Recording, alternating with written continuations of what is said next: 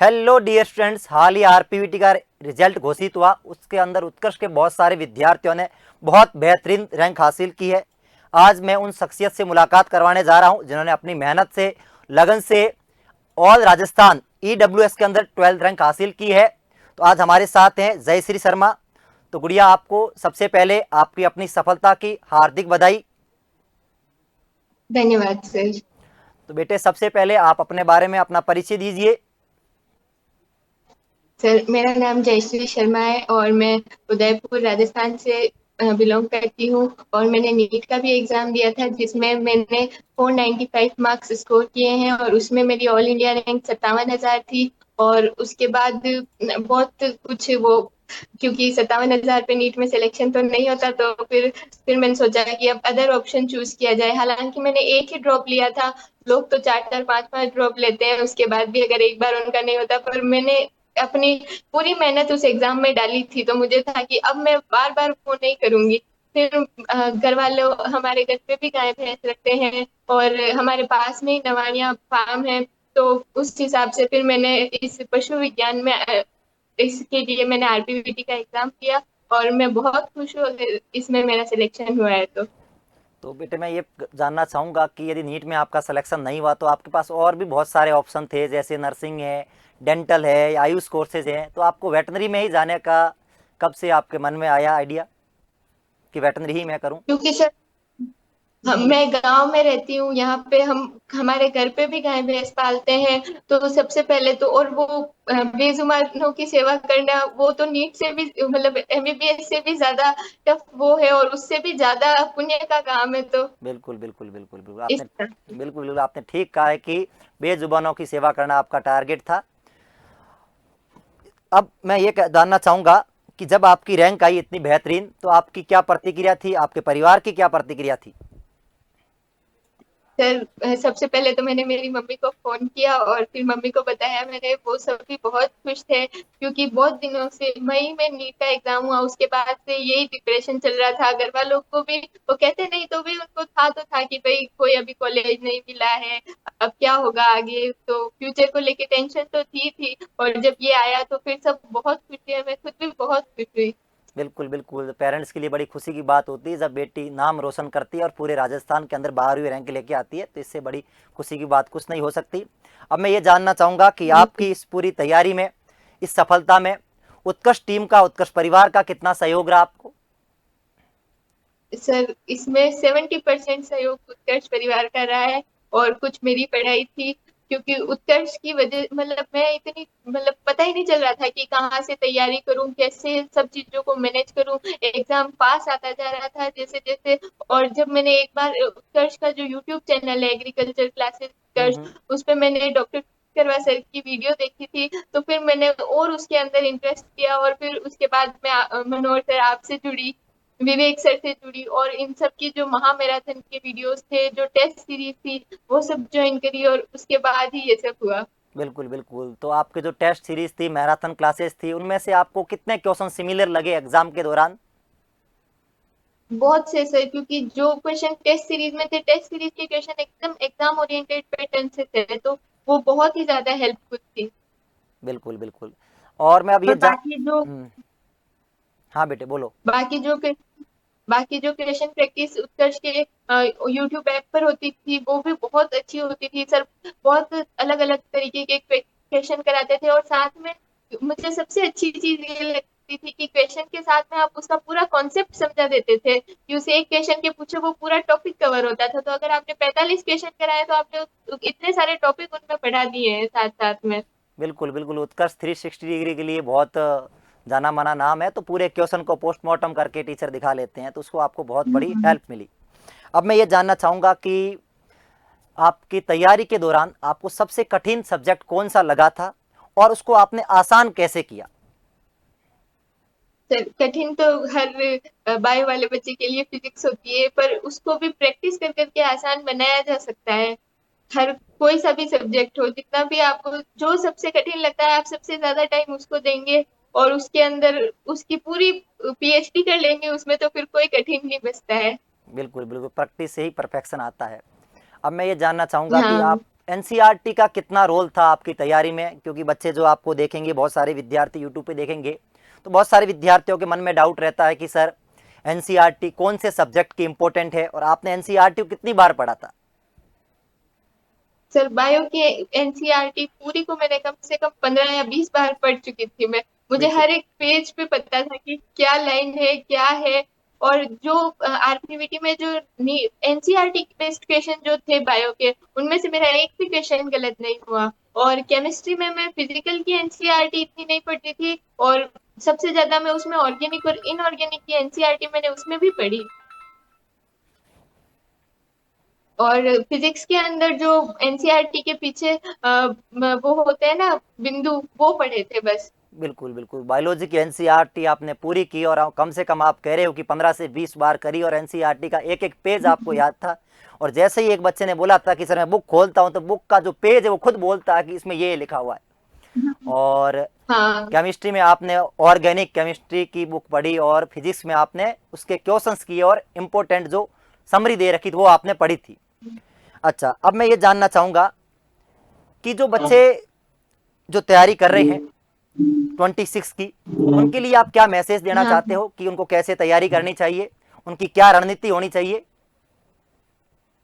हाँ सर, जब आप पढ़ाई कर रहे हो तो आपको पढ़ाई के लिए समय नहीं निकालना चाहिए, आपको बाकी कामों के लिए समय निकालना चाहिए, और अपना ज्यादा से ज्यादा समय जो है वो पढ़ाई को देना चाहिए। और इसके साथ में कंसिस्टेंसी, अगर आप कंसिस्टेंसी रखेंगे तो आप किसी भी बड़े एग्जाम को बहुत आसानी से क्लियर कर सकते हैं, फर्स्ट ही अटेम्प्ट में क्लियर कर सकते हैं। मैंने भी आरपीवीटी का पेपर पहली बार दिया था, और पूरी उत्कर्ष टीम और मेरी कंसिस्टेंसी की वजह से ही मैं इतनी अच्छी रैंक ला पाई। बिल्कुल बिल्कुल, आपको तैयार, बहुत बढ़िया। आपको तैयारी के दौरान ऐसा लगा नहीं कि क्या पता मेरा सिलेक्शन नहीं हो पाएगा, तो परिवार वाले क्या कहेंगे, पड़ोसी क्या कहेंगे? क्योंकि एक बिटिया के लिए इतनी बड़ी एग्जाम के अंदर सफलता पाना और तैयारी करना राजस्थान जैसे एरिया के अंदर बहुत बड़ी चुनौतियां होती है। एक तो एग्जाम की चुनौती है, और साथ ही साथ परिवार का प्रेशर होता है, समाज का प्रेशर होता है। तो आपने उसको कैसे हैंडल किया, और आपके परिवार का कितना सहयोग रहा इस जर्नी के दौरान? सर लोग तो आप कितना ही अच्छा कर लो वो तो कभी सेटिस्फाई होते नहीं है, वो तो बोलेंगे ये भले कितनी अच्छी रैंक ले आओ, कुछ भी कर लो। पर हाँ, अगर आपके पेरेंट्स आपको सपोर्ट कर रहे हैं, वो आपको मोटिवेट कर रहे हैं, तो फिर और कहीं से मोटिवेशन की जरूरत नहीं पड़ती है। और ये सब जो लोगों ने बोलना था वो नीट के बाद बोल दिया था ये वो, पर फिर भी पेरेंट्स ने कभी कुछ नहीं बोला, और उन्होंने हमेशा आगे बढ़ते रहने के लिए, अच्छा करने के लिए मोटिवेट किया। तो कभी ऐसा डिप्रेशन और ये सब स्ट्रेस और ये सब कुछ महसूस ही नहीं हुआ। बिल्कुल बिल्कुल, तैयारी के दौरान कभी ऐसा लगा नहीं कि अब मेरे से होगा नहीं नीट के रिजल्ट के बाद, कि मैं उसको छोड़ दूं या क्विट कर दूं? ऐसा कभी फील हुआ? सर बहुत लगा जब नीट का एग्जाम हुआ, तो फिर उसके बाद तो 1 महीना तो मुझे रिकवर होने में लगा कि मुझे समझ ही नहीं आ रहा था कि मेरे साथ क्या हो गया ये। और फिर जब मैंने उत्कर्ष के यूट्यूब चैनल से मैं जुड़ी, तो उसके बाद से जो जो भी उसमें सर मेरी उसमें इंटरेस्ट बढ़ते ही चला गया कि कल लाइव क्लास आएगी, अब ये होगा, अब ये टेस्ट है। तो तब मैं एकदम पढ़ाई को एंजॉय करने लगी, और जब ये हुआ तो फिर ये सारी टेंशन की होगा नहीं होगा ये सब एकदम मेरे उसमें थी नहीं। बिल्कुल बिल्कुल बिल्कुल बिल्कुल, क्योंकि बहुत बड़ा सदमा लगता है विद्यार्थियों को जो नीट की तैयारी करते हैं, नीट में सिलेक्शन नहीं होता। तो अपना आप पे बड़ी बात है कि वापस अपने आप को अपडेट करना और एक नए एग्जाम के अंदर लगाना। अब मैं ये जानना चाहूँगा कि यदि आप अपनी तैयारी को, आप अपनी पूरी सफलता को कुछ शब्दों में बयां करना चाहोगे, तो आप क्या कहोगे? सर यही कहना चाहूंगी कि लगातार मेहनत करो, वो consistency is what transform average into excellence. आप कितने भी एवरेज स्टूडेंट हो, आपको एक्सीलेंस आपकी कंसिस्टेंसी बना सकती है।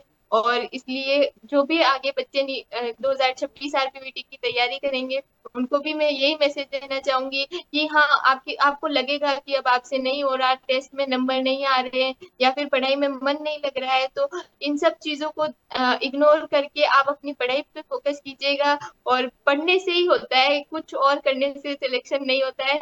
ये सब कोई मंत्र जप करने से कुछ नहीं होता है, बस आप पढ़ेंगे तो आपका सिलेक्शन होगा। बिल्कुल, कोई शॉर्टकट नहीं है सफलता का। समय लगता है ना, समय हाँ लगता है अच्छा हासिल करने के लिए, अच्छी रैंक हासिल करने के लिए, अच्छी सफलता हासिल करने के लिए समय लगता है। तो पेशेंस बहुत ज़रूरी है। जो विद्यार्थी तैयारी कर रहे हाँ हैं सर। उनको ये बात का ध्यान में रखना होगा कि आपके साथ और सारे विद्यार्थी हैं जो एग्ज़ाम दे रहे हैं, ये एक मैराथन रेस की तरह, यदि आप लगातार मेहनत करोगे तो आपको सफलता जरूर मिलेगी। अब आप अपनी सफलता का श्रेय किनको देना चाहते हो? सर मैंने पहले भी बताया कि मेरे पेरेंट्स और उत्कर्ष की टीम और मैं, इन हम सबका मिला जुला इसमें योगदान है। और पेरेंट्स से मोटिवेशन मिलता रहा, उत्कर्ष से सपोर्ट और स्टडी मटेरियल मिलता रहा, और मैंने अपनी कंसिस्टेंसी को बरकरार रखते हुए ये रैंक हासिल की है। बिल्कुल बिल्कुल गुड़िया। और यदि अब मैं ये जानना चाहूँगा, यदि आपका वेटनरी में सिलेक्शन नहीं होता तो आपने और इसके बाद क्या ऑप्शन आपके माइंड में था कि मुझे यदि वेटनरी में नहीं हुआ तो मैं आपके लिए सेकंड ऑप्शन क्या था? सेकंड ऑप्शन फिर वापस ड्रॉप लेना ही था। अच्छा, तो अभी आप सेटिस्फाइड हो कि जो आपकी रैंक आई है, और आप आगे आपकी क्या प्लानिंग है, आपकी क्या रणनीति है कि आपको वेटनरी के बाद किस फील्ड में जाना है, पीजी करना है या फिर? सर वेटनरी ऑफिसर तक जाना है। अच्छा, वेटनरी ऑफिसर तक जाना है और बेजुबानों की सेवा करना है। अब मैं ये जानना चाहूँगा कि हाँ आपके परिवार के अंदर, परिवार के बारे में बताइए कि। सर मेरे माता पिता हैं, वो दोनों ही किसान हैं। और हम तीन बहनें हैं, तो एक और बहन है वो अभी नीट की तैयारी कर रही है, और एक छोटी है। तो ये सब में बहुत मैनेज कर पाना भी मुश्किल हो जाता है कि जब तीनों ही पढ़ रहे हैं तो फाइनेंशियली भी बहुत मुश्किल हो जाता है। पर फिर भी वो कोशिश कर रहे हैं, तो फिर लगता है कि यार हमें भी अपना पूरा 100% उसमें देना चाहिए, जो भी हम तैयारी कर रहे हैं उसमें। बिल्कुल, बहुत बड़ी बात है, किसान परिवार की बेटी ने पूरे राजस्थान के अंदर 12वीं रैंक हासिल की है, और अपने पिताजी की 3 लड़कियों में से सेकंड नंबर की लड़की ने ये परचम लहराया। ये बहुत बड़ी गौरव की बात है पूरे राजस्थान के उन सभी किसानों के लिए। उन और साथ ही साथ जो पेरेंट्स ये चाहते हैं कि बेटियां कुछ नहीं कर सकती, वो उनके सामने एक जीता जाता हाँ एग्जाम्पल है कि इस बच्ची ने। और परिवार, सबसे पहले मैं आपको आपके पेरेंट्स को बहुत बहुत धन्यवाद देना चाहता हूं कि उन्होंने आपके ऊपर विश्वास किया और इस बेटी को इतना पढ़ाया, साइंस दिलवाई और आरपीवीटी जैसे बड़े एग्जाम की तैयारी करवाई, और बेटी ने भी अपने पेरेंट्स के सपनों के ऊपर पूरी मेहनत की और पूरे राजस्थान के अंदर परचम लहराया और 12वीं रैंक हासिल की। तो सबसे पहले मैं आपको और आपके परिवार को बहुत बहुत बधाई देना चाहता हूं कि आप एक बिल्कुल ग्रामीण इलाके से आते हो और किसान परिवार से आते हुए मैं समझ सकता हूं कि ये किसान परिवार के लिए कितनी बड़ी बात होती है, इतनी बड़ी कोचिंगों की फीस देना और इतने बड़े एग्जाम की तैयारी करना, वो भी बेटी को एक इतना वक्त देना, एक पढ़ाई का समय देना। तो बहुत बड़ी चुनौतियों का सामना किया होगा आपने, मैं जान सकता हूं, मैं आपकी फीलिंग को समझ सकता हूं। लेकिन अब मैं जानना और चाहूंगा कि एक बहुत बार ऐसा होता है हमारे राजस्थान जैसे एरिया के अंदर, और जगह नहीं है लेकिन राजस्थान जैसे एरिया, मुझे कहने में कोई परहेज नहीं है कि जो लड़कियां होती हैं जब तैयारी करती हैं तो बहुत सारे लोग बोलते हैं कुछ। तो मैं जानना चाहूंगा आपके साथ भी ऐसा कुछ हुआ था कि जब लोगों ने बोला होगा कि क्या आप बेटियों को पढ़ा रहे हो, क्या आप लड़कियों को पढ़ा रहे हो, क्यों पैसा खर्च कर रहे हो? जैसे कि आपने बताया कि आप 3 बहनें हो और तीनों ही इस एग्जाम की तैयारी कर रहे हैं, तो ऐसा कभी आपको, अपन कहते हैं, किसी ने टोंट मारा हो या परिवार के आसपास के लोगों ने, कभी ऐसा आपके साथ कुछ हुआ? सर मेरे साथ तो नहीं, पर मेरे पेरेंट्स के साथ ये बहुत होता था। और वो जो भी कोई उनको बोलता, वो उनको मुंह तोड़ जवाब ही देते थे कि क्या हुआ, लड़कियां हैं तो इनको नहीं पढ़ाएंगे क्या, और अपने पैरों पे खड़ी तो होने का हक तो सबको है। तो पेरेंट्स ने उनको बराबर हैंडल कर लिया, मेरे तक आने ही नहीं दिया। बिल्कुल बिल्कुल, बहुत बड़ी बात है, पेरेंट्स ने इस बात को हैंडल किया। और आपने, बहुत बड़ी बात है कि आपने अपने पेरेंट्स ने जो विश्वास किया था आपके ऊपर कि मेरी बच्ची एक बड़ी होके एक डॉक्टर बनेगी, और वो आपने सपना आज साकार किया है, तो आपको भी बहुत बहुत बधाई, बहुत बड़ी बात है। अब आप उन परिवार को, उन पेरेंट्स को क्या संदेश देना चाहते हो जो अक्सर ये लड़की को बोलते हैं कि अपन ने क्या करना है, लड़की तो पराए घर जाएगी, है ना, तो 10वीं करवा के उनको क्लास छुड़वा देते हैं या 8वीं करके छुड़ा देते हैं या 12वीं करके छुड़ा लेते हैं। तो उन पेरेंट्स को आप क्या संदेश देना चाहती हो इस मंच के माध्यम से? सर अगर सभी पेरेंट्स की सोच अगर मेरे पेरेंट्स जैसी हो, तो कोई लड़की जो ये अपने हर एक लड़की अपने पैरों पे खड़ी हो सकती है। हर लड़की जो अपने जीवन में चाहे, उसके लिए उसको किसी के ऊपर डिपेंड नहीं रहना पड़ेगा। तो हर एक पेरेंट्स को सोचना चाहिए कि लड़की है तो इसको इतना पढ़ाएं, ये कोई क्राइटेरिया नहीं है। आज जो जमाना चल रहा है उसमें क्या लड़का क्या लड़की दोनों ही अपने आप में बराबर हैं, दोनों ही अपनी कमाकर अपने घर का पालन पोषण कर सकते हैं। तो ये सोच उनको रखनी नहीं चाहिए कि लड़की, और बहुत से पेरेंट ये सोचते हैं कि हम लड़की को पढ़ाएंगे तो क्या होगा, वो अगले घर चली जाएगी और हमारे तो कुछ रहेगा नहीं। बिल्कुल तो आप बिल्कुल ऐसा सोचते ही। बिल्कुल बिल्कुल बिल्कुल, आपने ठीक कहा, बिल्कुल। और आप उन सब बहनों को क्या संदेश देना चाहते हो जिनको पेरेंट्स पढ़ा रहे हैं, उन बच्चियों को क्या संदेश देना चाहती हो आप, क्योंकि आपने प्रूव करके उनको दिखाया कि आपने, यदि आपने परिवार ने आपको मौका दिया है तो आप उसको प्रूव करके दिखाओ और सिलेक्शन लेके दिखाया।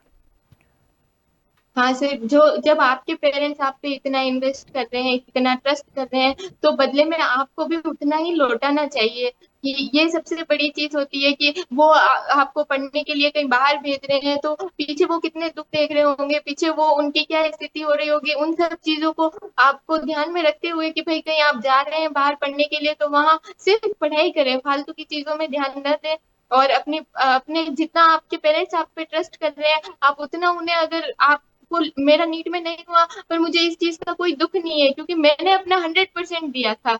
तो जो भी लड़कियां बाहर पढ़ने जाती है उनको ये, वो उस एग्जाम के देने के बाद ये कह सके कि पापा मैंने अपना 100% दिया था, अब रिजल्ट कुछ भी रहे।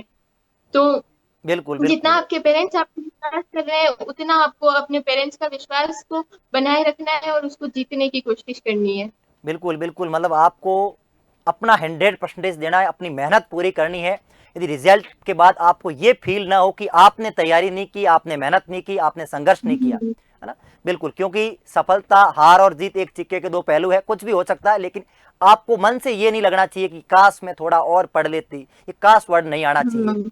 अब मैं ये जानना चाहूंगा कि जैसे इतनी आपने बात की, तो मैं ये जानना चाहूंगा कि यदि आप वेटनरी डॉक्टर तो बन ही जाओगे अब जैसे अब आपकी इंटर्नशिप स्टार्ट होगी, पहली सैलरी आएगी, आप वेटनरी डॉक्टर बनोगे, तो आपका क्या सपना है कि आप पेरेंट्स के लिए क्या करना चाहोगे अब, क्योंकि आपको पेरेंट्स ने बहुत कुछ दिया है, इतना सेक्रीफाइस किया है, एक किसान परिवार से आते हुए भी आपको टाइम दिया है, पढ़ने का मौका दिया है, तो आपके मन में ऐसा कुछ है कि अपने परिवार के लिए कुछ करने का, माता पिता को सरप्राइज देने का, तो आज रिवेल कर ही दो आप। हाँ, सरप्राइज तो बहुत बड़ा देने का है, पर वो पहली सैलरी से नहीं, कुछ महीनों की सैलरी इकट्ठा करके फिर मुझे उनको एक घर गिफ्ट करना है, एक ड्रीम होम, जो ड्रीम हाउस जो होता है वो।